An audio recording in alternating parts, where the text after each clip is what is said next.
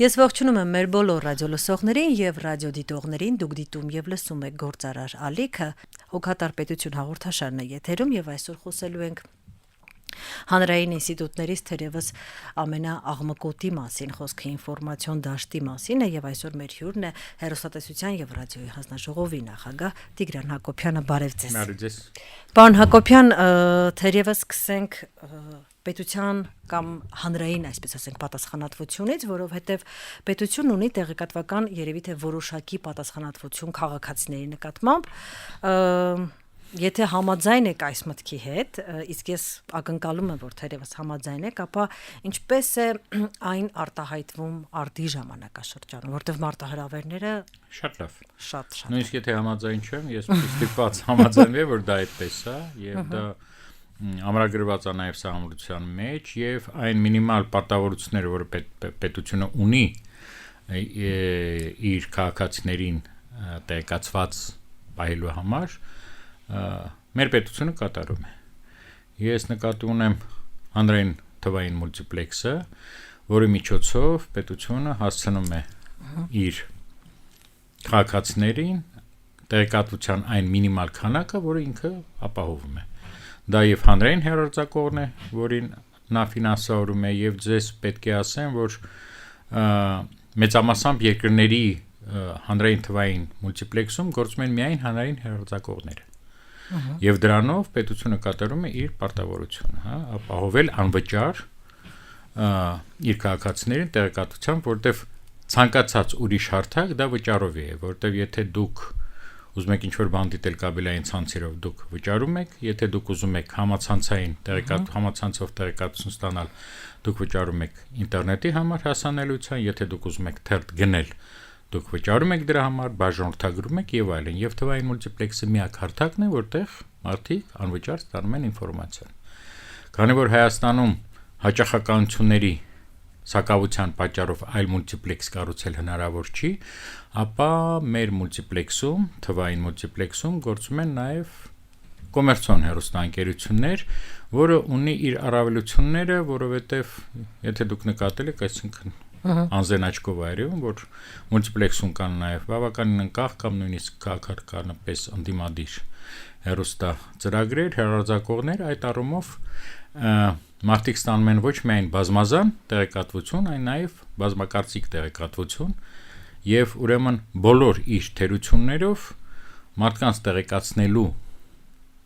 պարտավորությունը պետությունը մեզ մոտ կատարում է։ Մեր թվային մուլտիպլեքսում, եթե չեմ սխալվում, կան նաև օտարերկրյա, չէ, լրատվամիջոցներ եւ դուք այս թեմայի շուրջ էլ բազմիցս արտահայտվել եք։ Սա հետաքրքիր դիլեմա է, չէ, մեծ հաշվով։ Եթե մենք խոսքի ազատության եւ մամուլի ազատության կողմնակից ենք, մեծ հաշվով կարող է պետությունը իրեն թույլ տալ ազատ ելք ու մուտք մեդիա, այսպես ասենք, բայց մյուս կողմից շատ ավելի շատ ենք խոսում օտարերկրյա քարոզչական մեխանիզմներով ներքին իրավիճակի մեջ ազդելու փորձերի վրա, այ ինչպես ենք այս բալանսի մեջ փորձում կանգնել։ Դիլեմա չկա, հակասություն չկա, որովհետև եթե օրինակ պատկերացնենք սովետական միությունը, որտեղ կար ընդամենը մեկ հեռուստաընկերություն կամ երկու հեռուստաընկերություն, երկու հեռուստաալիք, կային մի քանի թերթեր, կուսակցական, կար մի քանի տպարան, այսինքն ամբողջը գտնում էր պետության վերահսկողության ներքո։ Եվ իր այդ կարգավորման ֆունկցիաները շատ խիստ էին։ Եվ պետության ձեռքն էր, ապահովել խոսքի ազատությունը կամ չապահովել, որտեվ վերահսկողության տակ պահելով ընդամենը մի քանի հարթակ ինքը այդ խնդիրը լուծում էր, խիստ վերահսկողության տակ էր պահում։ Այսօր, այս տեղեկատվական հեղափոխության Բարագայում, երբ որ մենք ունենք համացանց, իր ոչ թե տասնյակ, հարյուրավոր, այն հազարներով եւ միլիոնավորներով հարթակներով, Այո։ Երբ որ մենք ունենք հարյուրավոր հեռարձակողներ, հարյուրավոր այսպես կոչված լրատվականներով, լրատվական կայքեր ունենք, մենք ունենք միայն Հայաստանում գրանցված 60 կաբելային օպերատոր, որոնք իրենց փաթեթներում հեռարձակում են նաեւ օտարերկրյա ծրագրեր, բայց մենք խոսում ենք միայն Եթե խոսում ենք միայն հանրային մուլտիպլեքսի մասին, դա միայն սուվերեն հարթակն է, այս հեղեղում տեղեկատվական եւ ամբողջ աշխարհում այդ հանրային մուլտիպլեքսը միայն կղզյակն է մնացել, որտեղ պետությունը պարտավորված է ապահովել ինչպես մենք ասացինք առաջին մասում, հարց տվեցիք մարդկանց տեղեկատվացած լինելու իրավունքը։ Այդ առումով ամբողջ աշխարհում դա սուվերեն հարթակ համարելով պետությունը ապահովում է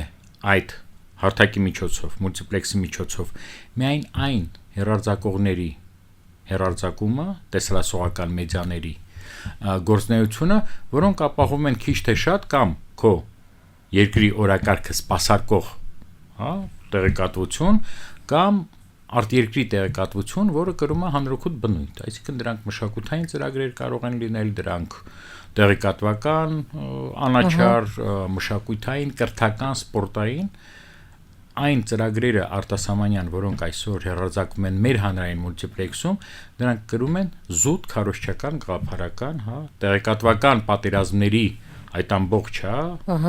ուժգնությունը կրող հեռուստաընկերություններ եւ մենք կարծում ենք եւ տասնյակ անգամ մենք մեր կարծիքը արտահայտել ենք, որ օտար երկրյա քաղաքական, հասարակական, տեղեկատվական բովանդակություն ունեցող հեռուստածրագրեր հանրային մուլտիպլեքսում չպետք է լինեն։ Իսկ բազմանոցությունը նորից կրկնենք, մենք ապահովում ենք կաբելային ցանցերի միջոցով եւ համացանցով։ Համացանցը մեր մոտ ազատ է, իսկ մենք լիքը երկրներ գիտենք բազմաթիվ, նաեւ մեծ հարևաններ, որտեղ համացանցը ազատ չի եւ որտեղ ցանցային օպերատորների փաթաթներում ներգրավելու համար օտարերկրյա ծրագրերը անցնում են բավականին երկար ադապտացիայի ժամանակաշրջան եւ եթե նրանք իսկապես չեն ապահովում տվյալ երկրի օրենսդրական դաշտի պարտավորությունները կամ քարոզչական ալիքներ են, նրանք այդ երկրների կաբելային ցանցերում չեն կարող հեռարձակվել։ Այդ առումով Հայաստանը ոչ թե լիբերալ ազատական տեղեկատվական օրենսդրություն ունի, այն շատ ժամանակ ընդհանրապես դոկտրին չունի կամ կոնցեպտ չունի, հայեցակարգ չունի այդ բնակավարում եւ դա շատ ժամանակ այդ օտար երկրյա ծրագրերի հեռարձակումը տարբեր հարթակներում Հայաստանում վտանգում է եւ մեր ազգային եւ տեղեկատվական եւ լեզվական անվտանգությունը, որի մասին մենք շատ ենք խոսացել եւ ես հույս ունեմ, որ վերջի մենք բազմաթիվ առաջարկներ ենք ներկայացրել եւ վերջի մեր այդ նկատառումների առաջարկները հաշվի կառնվեն եւ որոշ օրենսդրական փոփոխությունների շնորհիվ մենք կարողանանք պաշտպանել մեր տեղեկատվական անվտանգությունը, այսպես ասեմ։ Ինձ մոտ այնպեսի տպավորություն է, որ աշխարհում այդ մեդիայի եւ մեդիայի կարգավորումների ոլորտում շատ լուրջ տեղաշարժների փուլ է սկսվել, որ մենք հետևում ենք։ Այ դուք ասացիք, մեր հարևան որոշ պետություններ այս պահին ինտերնետային հասանելիությունը սահմանափակում են։ Այնպեսի տպավորություն է, որ այս նոր մեդիա հեղափոխությունը, համացանցը, որ մցրեց, շատ տարբեր լուծումներ է իր հետևից բերում, ամենախիստից մինչև ամենածայրահեղ բաց։ Հետևում եք դուք արդյոք այս process-ներին եւ ինչ եք կարծում, մենք արդյոք ունենք ինչ-որ ռազմավարություն, թե Հայաստանը որ լուծումների ուղով պետք է գնա։ Տեսեք, այստեղ ավելի շատ անձնական կարծիք։ չէ, անձնական, բայց պետք է խոսամ ես այն տենդենսներից, որոնք նկատվում են համաշխարհային այդ մեդիա տիրույթում, որովհետեւ անկախ քաղաքական մոդելից լինի դա ազատական Եվրոպան, ազատական Ասիան, Ճապոնիան, Ավստրալիան, Միացյալ Նահանգները, Կանադան, թե լինել ավելի շատ տոտալիտար կամ ավտորիտար կամ կոշտ ռեժիմներով պետություններ, ինչպիսին են, չգիտեմ, Ռուսաստանը, Իրանը, Թուրքիան, չգիտեմ, այլ երկրներ, Ադրբեջանը, նույն կարգավորումներն են, այսինքն բոլորը զգալով այդ ազատ համացանցի վտանգները, նրանք սկսում են կոշտացնել կարգավորման մեխանիզմները, որովհետև ժամանակին եւ սոցիալական ցանցերը եւ համացանց նրանք դիտարկվում էին որպես ազատ ժուրնալիստիկայի նոր հարթակ, մարդկանց շփման, շատ դյուրին հարթակ, որի միջով մարդիկ ընկերություն կանեին, կշփվեին, կկիսվեին օգտակար ինֆորմացիայով, այնինչ հետո պարզվեց, մեկ էլ արաբական գարունը տեղի ունեցավ, հետո ոչ միայն, հետո գրեթե բոլոր պետությունները հասկացան, որ դա ամենահարմար հարթակն է տեղեկատվական պատերազմներ վարելու համար, քարոզչական հնարքներ օգտագործելով ազդել որոշ պետությունների ներքաղաքական կյանքի կամ որոշումների վրա եւ այլն։ Այսինքն դա դարձավ ոչ միայն ազատ շփման հարթակ կամ, չգիտեմ, ապրանքների, ծառայությունների գովազդի, այլ նաեւ կոշտ տեղեկատվական, պատերազմների հարթակ, մանիպուլյացիաների, չարության ատելության խոսքի եւ տեսնելով այդ ամենը ամենատարբեր պետություններ սկսեցին կոշտացնել իրենց ազգային օրենսդրությունը, սկսեցին սահմանափակել նաև այնպիսի բովանդակության տարածումը նույն համացանցում, որը կարող ազդել սա ոչ միայն քաղաքական իհարկե երեխաների առողջության վրա, մեծերի, ապակաունորոշվել, սխալ որոշումների բերել, օրինակ վակցինաների հարցը հենց սկսվեց, առողջապահության ոլորտում, կրթության ոլորտում, առողջապահության ոլորտում Ես հիշում եմ, որ նույն վակցինացիայի ժամանակ կամ COVID-19-ի համավարակի ժամանակ Հայաստանում մի պա տարածվեց մի լուր, կեղծ լուր, որ օրինակ գազարը կամ ճակնդերը կամ իմբիրը նույն, նրանք բուժում են եւ իմբիրի նույն գները, եթե չեմ սխալվում, 7-8 անգամ ավելացան։ Տեսեք ապատեղեկությունը եւ ինչով տարածվեց։ Ոչ թե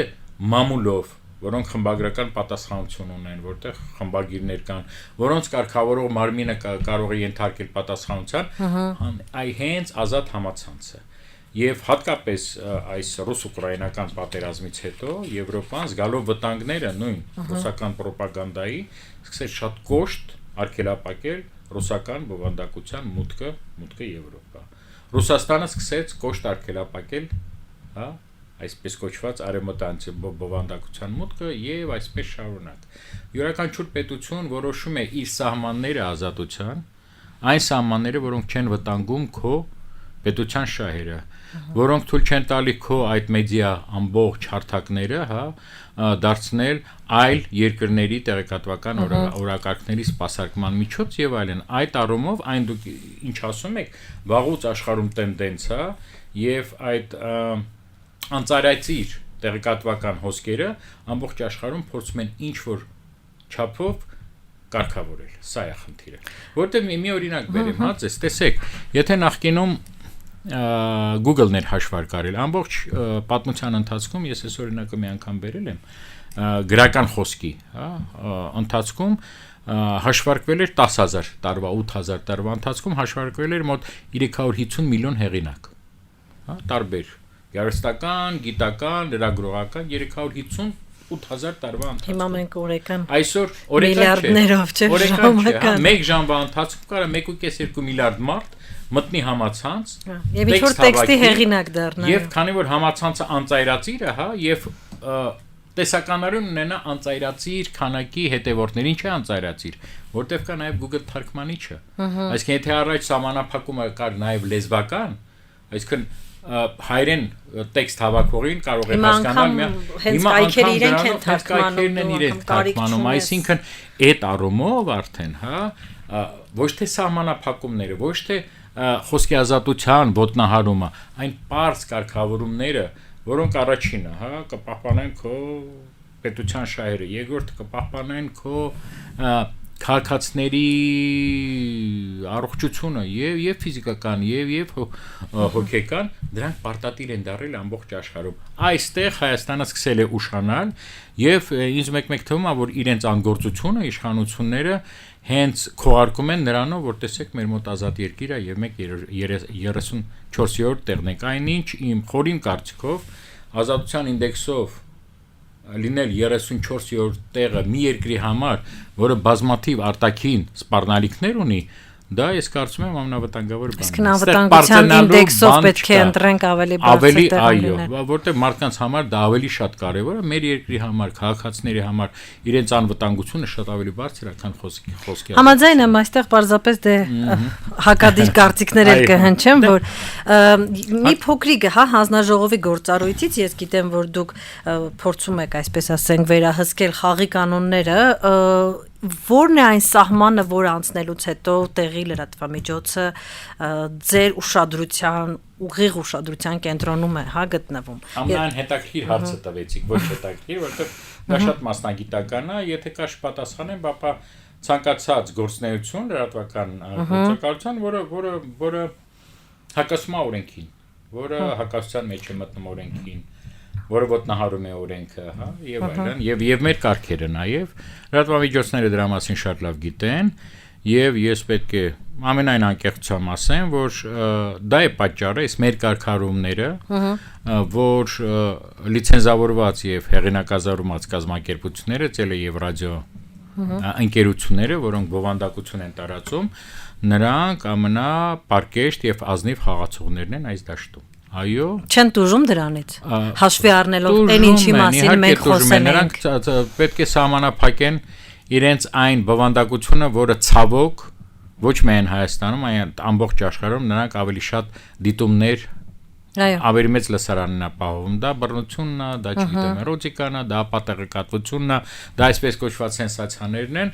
եւ այստեղ այլ բան կա, այն հեռուստա եւ ռադիո ընկերությունները, որոնք լիցենզավորվել են, այսինքն իրենց վրա պարտավորությունները վերցրել եւ այդ պարտավորությունների հետևանքով շատ ժամանակ նրանք կորցնում են լսարան, հա, նրանք նաեւ շատ երկրներում, գրեթե բոլոր երկրներում, հա, նրանք նաև պետությունից ստանում են որոշ չափով աջակցություն, որը կմեղմացներ իրաց կորուստները, հա, եւ գովազդային եւ այլ, եւ այդ համակարգը Հայաստանում դեռ ստեղծված չի, չնայած վերջերս ստեղծվեց այ հանրօգուտ հաղորդումների նպաստող հիմնադրամ, եւ մենք հույս ունենք, որ աշնանից նա կաշխատի եւ համաֆինանսավորելով տարբեր հառաձակողների հանրօգուտ հաղորդումները, այն հաղորդումները, որոնք միգուցե մեծ եկամուտ չեն բերի, հա, նրանք կրիմինալ սերիալ չեն կամ չգիտեմ, շոու հաղորդումներ շատ ցածրորակ, ապա նրանք կմեղմացնեն հեռուստաընկեր եւ ռադիոընկերությունների վիճակը եւ կօգնեն այդ հեռարձակողներին ստեղծել պետության օգնությամբ հանրօգուտ բովանդակություն։ Կա կարծիք, որ այդ նման ծրագրով պետությանը ավելի լոյալ է փորձում դարձնել, այսինքն պետության ավելի լոյալ կդառնան լրատվամիջոցները, քանի որ այսպես թե այնպես թեկուզ անունը դնենք հանրօգուտ հաղորդում, կֆինանսավորվեն պետության կողմից։ Փաստորեն այդ կարծիքի հետ դուք համաձայն չեք։ Գիտեք, դա նաև ենթադրվում է, այսպես ասեմ, որովհետև ինչի մենք լոյալությունից չենք վախենում, դուք շատ լավ ձևակերպում տվեցիք, դուք չասեցիք լոյալություն իշխանություններին, դուք ասեցիք լոյալություն պետությանը, եթե դուք իսկապես դա նկատի ունեք, ապա ցանկացած լրատվամիջոց, ցանկացած քաղաքացի, ցանկացած կառույց, որը հայրենական է, որ այստեղ է, ինքը պետք է լոյալ լինի իր պետության համար, այլ ձև ես չեմ էլ պատկերացնում, բայց իրականում տեսեք, քանի որ հստակ այդ կանոնադրության մեջ գրած է, որ համաֆինանսավորվելու են կամ աջակցություն է ցուցաբերվելու այն ծրագրերին, որոնք քաղաքական բնույթ չեն կրում, այն կրում են միայն մշակութային, սպորտային, հա, կրթական, հանրամատչելի, իրավական գիտելիքները բարձրացնող հաղորդումներ, ապա որևէ քարոզչական մեջը, հա, դիվիդենտներ պետությունը, իշխանությունները ավելի շուտ չեն ստանա, հատկապես որ այդ խորհրդում, որը որոշելու է ինչ ծրագրեր պետք է ֆինանսավորվի, ինչ ուղղություններ, հա, տենդերների միջոցով իհարկե, նրան այնտեղ լինելու են եւ հասարակության հանրային կառույցներ, եւ հեղինակավոր մարդիկ, եւ օրինակ ես, հա, եւ ի վերջո ես ոնց հասկանում լրատվամիջոցը կարող է որոշել դիմել թե չդիմել, չէ, եւ մենք բան, ես կարծում եմ մրցույթների միջոցով դիլնի, չգիտեմ, եթե անդիմադիր իրեն համարող 5-րդ տալիքը նկարում է շատ լավ ավերագրական մշակութային ֆիլմեր, ինքը կարա դիմի, հա, շատ լավ ծրագրով ստանա եւ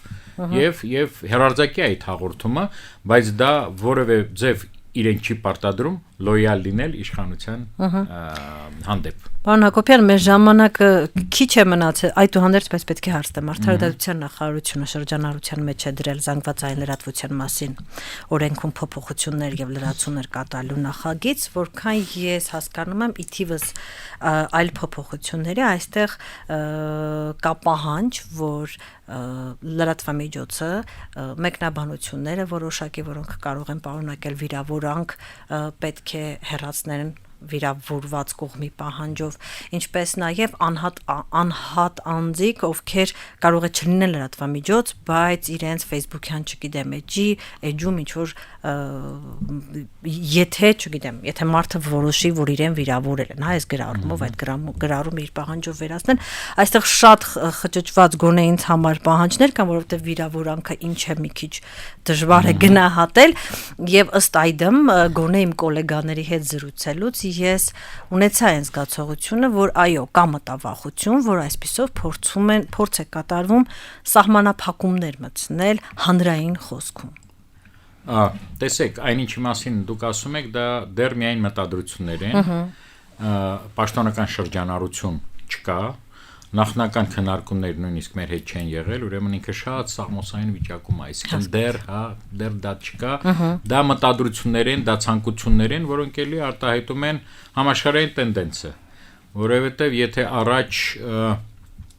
խոսքը քո մասին տեղեկատվությունը, որը